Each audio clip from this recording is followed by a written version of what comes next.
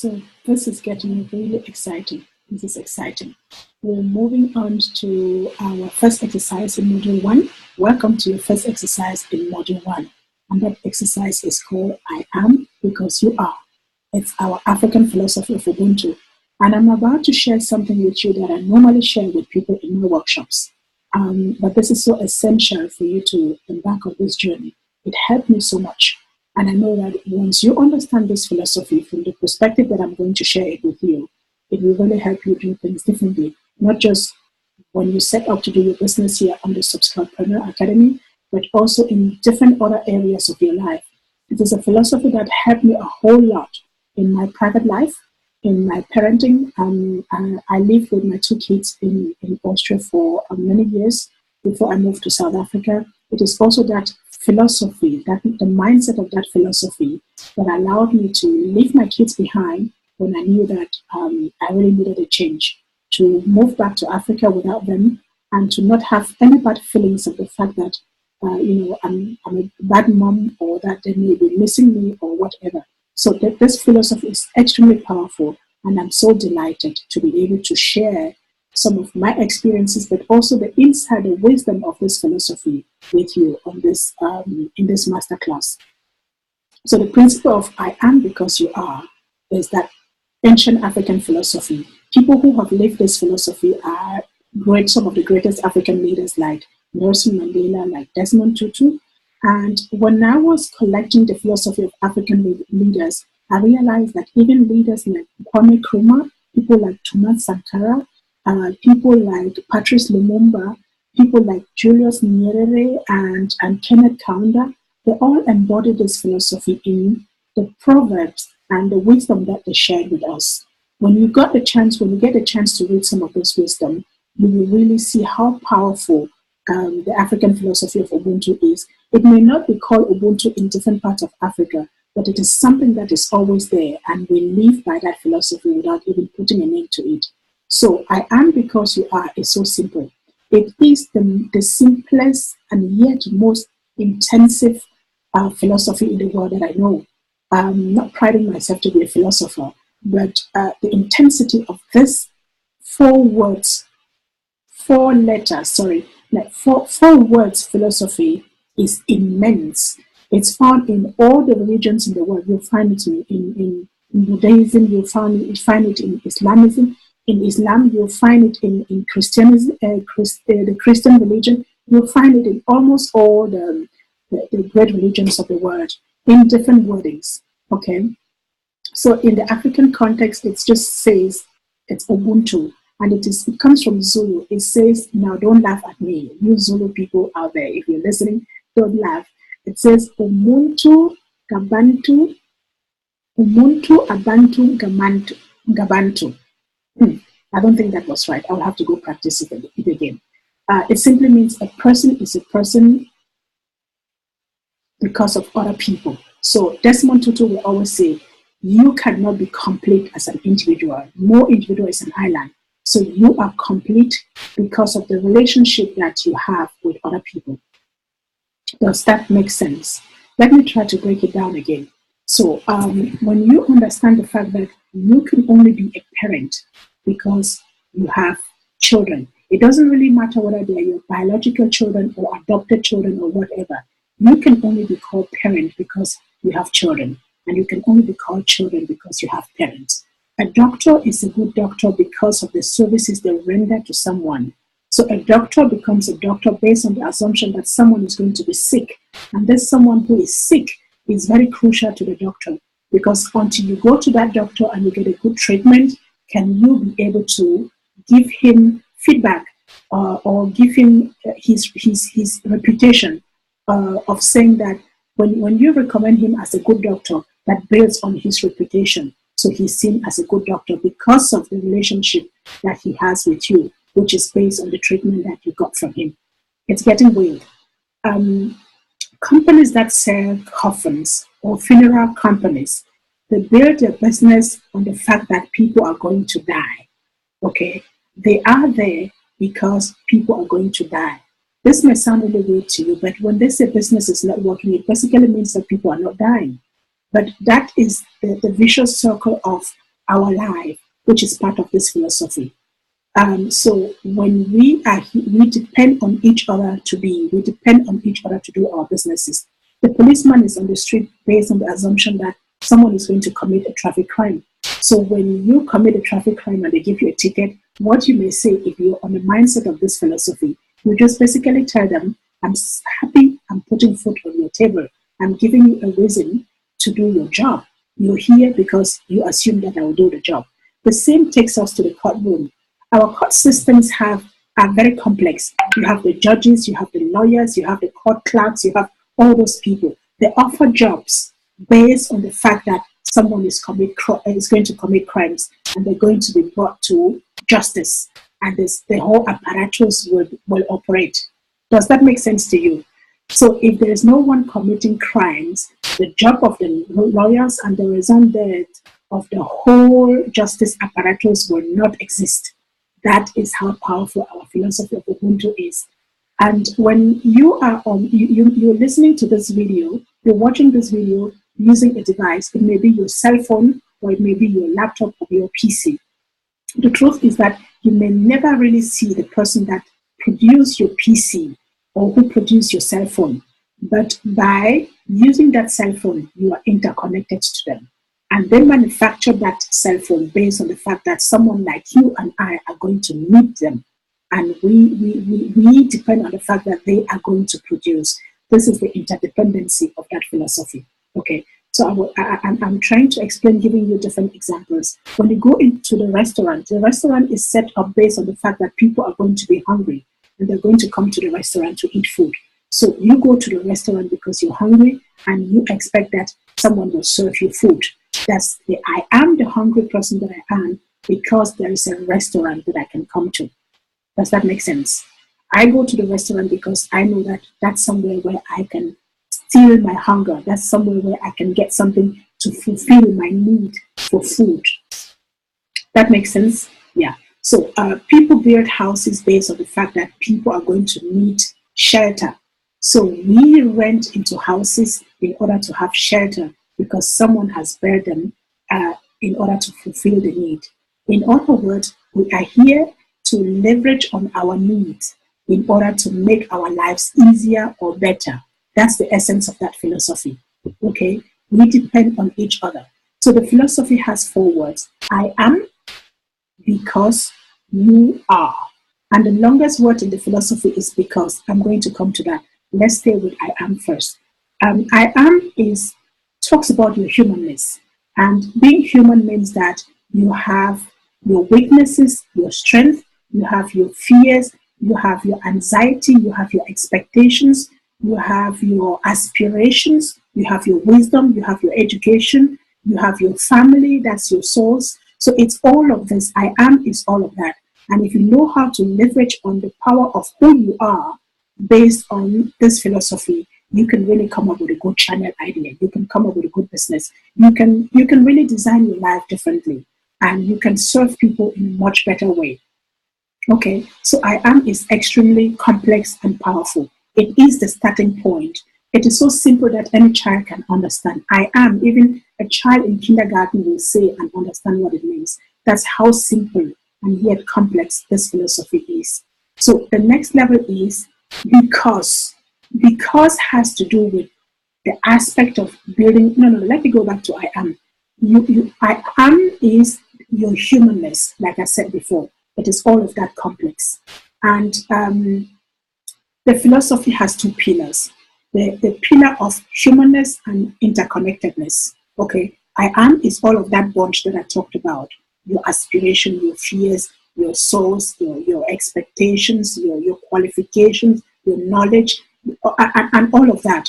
And interconnectedness is the relationship building part of the philosophy. And it comes with the because. Because, as you will see, is the longest word in the philosophy. It has 5 letters. And it is that long because it is there to show us how complex, how important and yet complex it is to build relationships. We never have the guarantee that a relationship is going to last for life. Not even a relationship between parents and children lasts for life. There's something that always happens to break that relationship. That could be in a natural way. It could be death. It could be separation. It could be because of conflicts. All kinds of things can come to separate that relationship. So building that relationship in the because component of the philosophy is extremely delicate, extremely complex, and yet so important. And I'll tell you about that as we move on. Now, building a relationship connects you to people. And this is where the we are comes. Okay? I am because you are. I am human. I'm building a relationship to you so I can become who I become. If you look into, so these two pillars of humanness and interconnectedness are the basic pillars of the philosophy of Ubuntu, and which is, at the same time, the pillars of my GloBUNTU concept. The GloBUNTU concept is basically a methodology that allows you to live the philosophy of Ubuntu, okay, to understand and live in the powers and the essence of that philosophy. So I know I may be confusing you, but I hope that you can understand a little bit from what I'm trying to say. So going now to the interconnectedness aspect of the philosophy, where we talk about we are. We are means that we are many people. It's no longer about me alone. And this we are can be a unit. It can be a family. It can be a workplace. It can be your YouTube channel, you and your subscribers. It can be your social media friends. It can be you as a country, or no, let's start with a community. It can be you as a community, you as a province of a country, you as a nation, you as a continent, and it is us as a globe. That's how complex it is, if you can understand it from that perspective. So that way, our interconnectedness aspect of the philosophy links us to all those aspects. We are interconnected from the private or personal level, which is family. We are interconnected from the social level, which has to do with our communities, with our clubs, with the different social spaces that we are into, and the list is very long. We are interconnected from a national level, which is the nation. Are we Cameroonians? Are we South Africans? Are we Austrians? Are we Germans? We are interconnected from a geographical level, which can also be the continental level of, say, being Cameroonian in Africa. So we are Africans, we are Europeans, we are Americans, we're Asians, and so on. And we are connected from a global level. That's what makes us global citizens. So I hope you can understand a little bit from there. When you understand that, you know that when you are building your business on YouTube, you are getting connected at all those different levels. And if you can follow the principles that I'm going to give you in the next level, the next step, then you can really build a solid business. You can build a solid business, and that is what will make you successful. You are successful beyond the area where you live. Now, there is something that I'm going to tell you when it comes to building your YouTube channel. You cannot depend on your family, especially if your family is not yet doing business on YouTube. They may not really understand where you're going to. They may think that you're wasting time watching videos when you're actually building up your business. So you cannot really count on them. What you're going to be counting on is on people who are out there who see value in the things that you do. Remember, when family is not supportive, it's not very much based on the fact that they don't like us or they don't like what we do. It is basically based on the fact that they are too close to you. They're too close, and they think that you know them, you think that you know them, and then false expectations occur. We expect them to understand us, and they don't understand. They don't understand why we expect them to understand, because they don't understand. Okay, does that make sense to you? Now, let me demonstrate something about the philosophy. You see, here, my face right here, something that is very close to my eyes, I can't see it. I cannot. I need a mirror, meaning I need something interconnected. I need a third party. I need someone else's business in order for me to see something that is closest to me. This is right here. So it's the same thing with family. When you're starting your business, they may not really see, especially if you're going away from the direction that they gave you.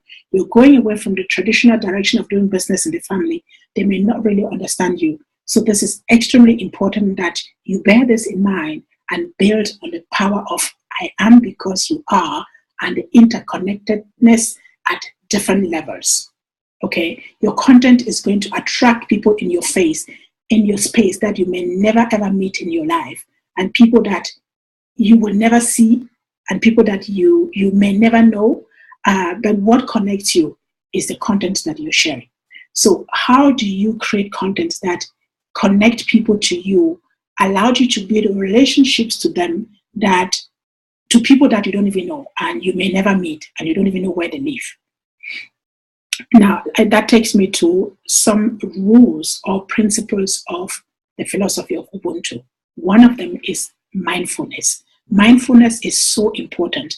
Being mindful of who you are, being mindful of where you come from, being mindful of what content you're going to put out there, and being mindful of how this might affect the people who are receiving this content. Remember, it's not just about you. You may think that something is so important, something is going to have positive impact on people, and it could be the exact opposite. Some people may like it, some people may not. So being mindful is not that you get into everyone else's mind and try to understand what they will like and serve them just that. It's just being, when you're mindful, it just means that when people come back and say they don't like it based on the comments that they're going to put below your video, you will understand. You will seek to understand them before wanting them to understand you. That's something that I learned from Stephen Covey, The 7 Habits of Highly Effective People. Seek to understand before being understood. You know, sometimes back, I did an interview with a TV channel in the US about my being in South Africa. And the comments that were below this video, some of them were so devastating. People said things about me, people who never knew me. They said things about me that were really very hurtful. And I went into that trap of feeling hurt until when I had to switch back on my GloBUNTU mindset to say, hey, Beatrice, what you said was your truth. What you said is something that you will still say again, no matter what. But don't expect that everyone should see it from that perspective, because it is your perspective. And that perspective is based on who you are, where you come from. It's based on how you were socialized. And that is so unique. There's no one in the world, not even my brothers and sisters, are me. They can't be me. They were not. We may have had the same socialization, but the reception and the impact and what it makes out of us is so individual and so unique that we can extend it to others. So I had to understand that in order for me to not be hurt, not feel hurt. So I'm putting this out there because if you want to go on YouTube and put out content, you have to be very mindful of the fact that of what consequences those videos may have, and that they may not necessarily always attract positive feedback, and you will not be hurt because you are operating on the principle of the Ubuntu principle of mindfulness. Okay, so the second principle that you need to bear in mind is that of trust. Trust. You will have to build a relationship to people who will subscribe to your channel. So you have to build a relationship that is based on trust. The trust on the fact that you'll give them content that is valuable to them. The trust on the fact that you're going to be persistent in giving them that content. The trust on the fact that you will challenge their assumptions. The trust on the fact that you are going to educate them, that you're going to entertain them. The trust on the fact that your content will make them feel good inside. Okay, so this trust can be a whole big bunch of things that you need to do on your channel. You may not even be aware of, but when you give them that feeling, and trust is something about feeling. I remember Maya Angelou said, people will forget what you did to them, People will forget what you said to them, but they will never ever forget how you made them feel. And that is what it is all about. The content that we're putting on YouTube is content that is going to make someone feel something. And this something that they feel, it may be joy, it may be, it may be comforting, it may be something that makes them have the feeling that they're becoming someone else that they should have been. It may be something that makes them, feel a whole lot of things that you and I may never really know. So it's building the trust that you can deliver them those things. So number one is mindfulness. Number two is building trust to them. And the third one that you're going to be mindful of is respect. And that respect is going to be mutual. Being respectful of the contents that you're going to put out. It's being respectful of the people that you're putting this content to. And above all, is being respectful of the people that you're going to have on your content. In the time of social media, we are very fond of grabbing our phones and taking videos of people, taking pictures and putting them out there. We expose people without asking for their permission. So the respect thing is going to be at 3 levels.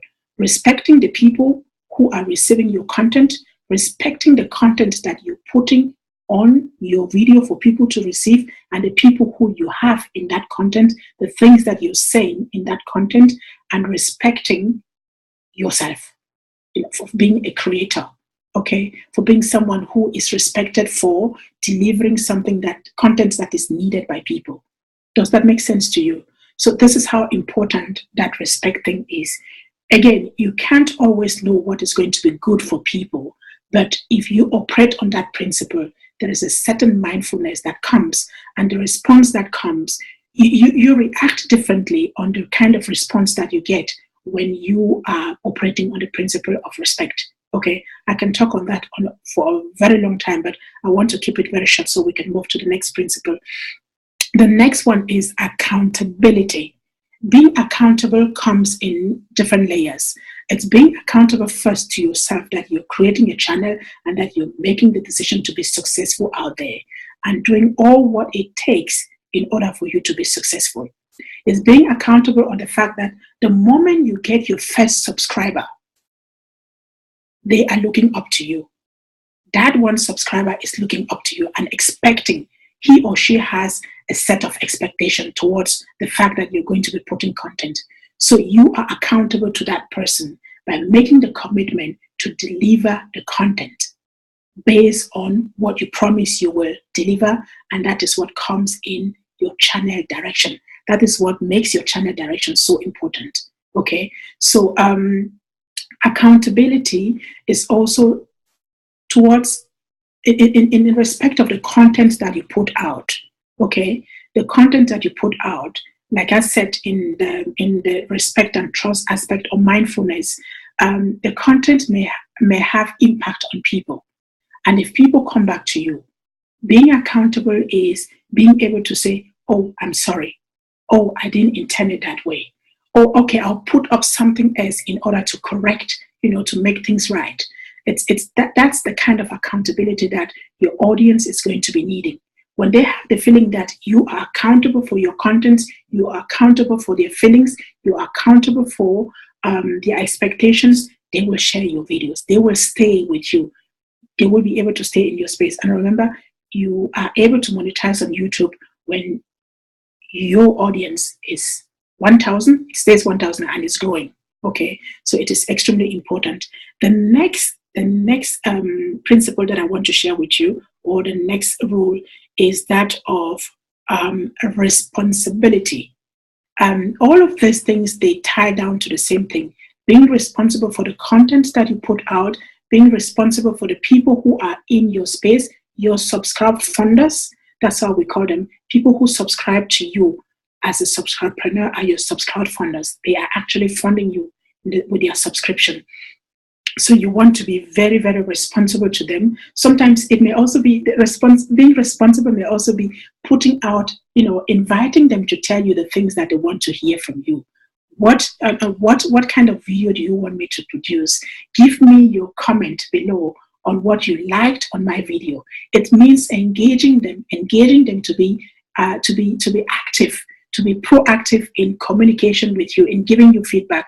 Remember, you may never ever meet them, you may never really know them, but creating a space that gives them, that is responsive and gives them, engages them, allows them not just to consume, but to interact with you and to give you feedback, is something that could really build a powerful relationship in the digital space. And one last thing, there are many other principles and rules that I may share with you, but I want to keep it to this last one, and that one is authenticity. Authenticity is so important. You have to bear in mind that so many thousands of videos are being uploaded on YouTube every second. not just every minute, not just every hour or every day or every month, every minute. So what will make your video and your channel stand out is authenticity. When you are yourself, when you can show your audience emotions, give them feelings. Don't just give them dry stories, give them feelings. Let them feel you, who you are. Remember, you may not really see them. You may never ever see them. But when they see your videos, they are connected to you. They see your facial, they see your mimics, they see what you do, and they can easily say whether this is authentic or it's just being fake.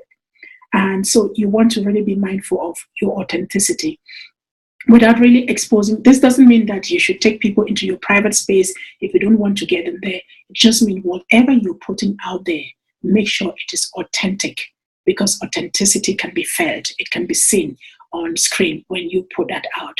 So those are some of the things that you want to bear in mind, or that I wanted to share with you that come from the unique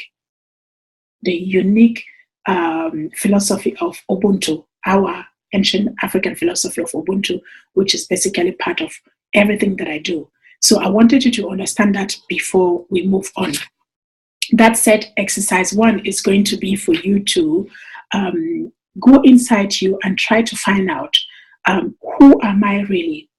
What is the thing that makes me stand out? What is the uniqueness? It can be based on your experiences, your education, where you grow up in, the things that challenge you, the things that you love. That is going to be that I am part of you. That's the package I am that you may be dishing out in different forms and in different quantities and at different times to your audience that you're going to build online. Okay, that makes sense. Now you're going to look for the because element. How do you build a relationship? How can you build a solid, trustworthy, respectful, mindful relationship to your audience, to your organic audience online? You have to look for that thing and just write it down so it makes sense to you. When you write them down, they become part of your concept and you're mindful of that when each time that you create your videos and you put out your messages. And then you're going to find out your we are. In which levels are you going to be connected to your audience? Basically, is it going to be a familiar audience, from your private space? Are you going to connect in your social space? Are you going to connect in your national space, in your geographical space? Are you going to connect around the globe? And what do you need to know? What is it that you need to know to be order to create an authentic connection to your audience through your channel? So this is an exercise that I would like you to look at and then put down the principles that I just shared with you. Mindfulness. How are you going to be mindful to your audience with the contents that you do and towards yourself? How are you going to be responsible for the contents that you put out? Be responsible towards your audience and show responsibility through the contents that you're going to share. The next one is accountability. How do you intend to be accountable for your channel? Be accountable towards yourself and be accountable towards your audience and the contents that you're going to share. The same is true for responsibility. What is going to be your responsibility in your channel towards your viewers, your subscribers, your SubsCroudPreneurs? What is going to be the responsibility towards yourself, and how are you intending to manage that? Is something that you should look into. And then the last one is going to be your authenticity. What are the things that you can take out of your life that really makes you stand out, so that when someone comes into your channel, they always see that red thread to say, oh, this is Beatrice. Oh, this is Bongiwe. This is Bandile. This is Nkosi. What is that thing that you're going to add that always makes you stand out? It's like your brand. What is that thing that is going to put in to make your videos authentic? You may be doing different videos, you're going to be experimenting in doing your videos. So you want to have that one thing that is always there when someone sees your video somewhere. Okay, it makes you recognizable in the jungle of the many videos that are being uploaded on YouTube every day. So with this, I have no doubts that you're going to be very successful. I am here. I'm your facilitator. If there's any question I will be most happy to answer your question. You can drop comments at any time below this video If there is something that you learned, tell me about what you learned, what was so important to you, what you took away from this video, and tell me what you would like to hear the next time if I have to put up another video. And share with people whom you think may love this masterclass. The masterclass is for you to share so we can get as many people in as possible. Okay, so I'm digitalizing it so it is easy to share. It's not somewhere where you have to come sit in the classroom with me. So it's digital. Digital is meant to share. So please make sure to share. And I can't wait to get to our next exercise. And that exercise 2 is going to be about working on the mindset. How do we unleash negative belief systems before we get into starting our YouTube business so that we are ready to go make money and impact other people at the same time? My name is Beatrice Achaleke. I'm the founder of the SubsCroudPreneur Academy, and I wait to see you in the next video. Wish you lots of success. Let me Ubuntu magic.